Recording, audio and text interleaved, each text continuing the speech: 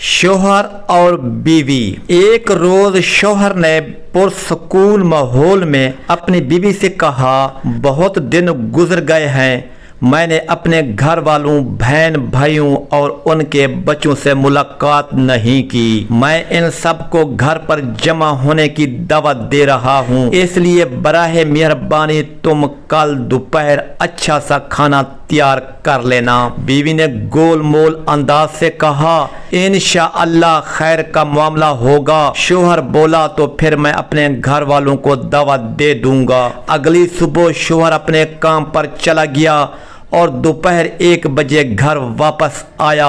اس نے بیوی سے پوچھا، کیا تم نے کھانا تیار کر لیا ہے؟ میرے گھر والے 1 گھنٹے بعد آ جائیں گے۔ بیوی نے کہا، نہیں، میں نے ابھی نہیں پکایا، کیونکہ تمہارے گھر والے کوئی انجان لوگ تو ہے نہیں، لہذا جو کچھ گھر میں موجود ہے وہ ہی کھا لیں گے۔ شوہر بولا، اللہ تم کو ہدایت دے، تم نے مجھے کل ہی کیوں نہ بتایا کہ کھانا نہیں تیار کروں گی؟ وہ لوگ 1 گھنٹے بعد پہنچ جائیں گے، پھر میں کیا کروں گا؟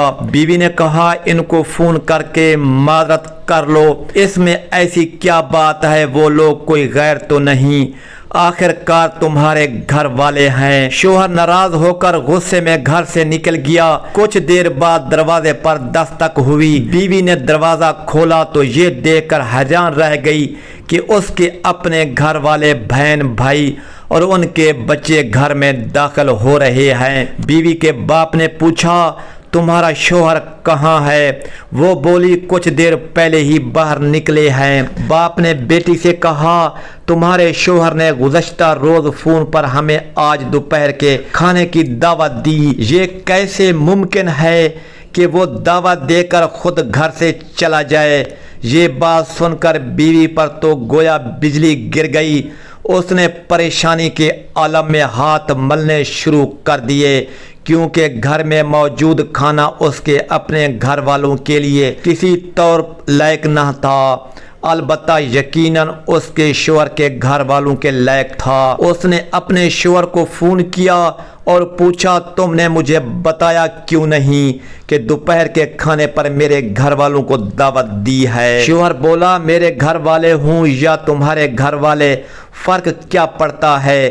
بیوی نے کہا، میں منت کر رہی ہوں کہ باہر سے کھانے کے لیے کوئی تیار چیز لے کر آ جاؤ، گھر میں کچھ نہیں ہے۔ شوہر بولا، میں اس وقت گھر سے کافی دور ہوں اور ویسے بھی یہ تمہارے گھر والے ہی تو ہیں، کوئی غیر یا انجان تو نہیں، ان کے گھر میں موجود کھانا ہی کھلا دو جیسا کہ تم میرے گھر والوں کو کھلانا چاہتی تھی، تاکہ یہ تمہارے لیے ایک سبق بن جائے جس کے ذریعے تم میرے گھر والوں کا احترام سیکھ لو، لوگوں کے ساتھ ویسا ہی معاملہ کرو جیسا تم خود ان کی طرف سے اپنے ساتھ معاملہ پسند کرتے ہو۔ سب دوستو ایک بار درود شریف پڑھ لیں۔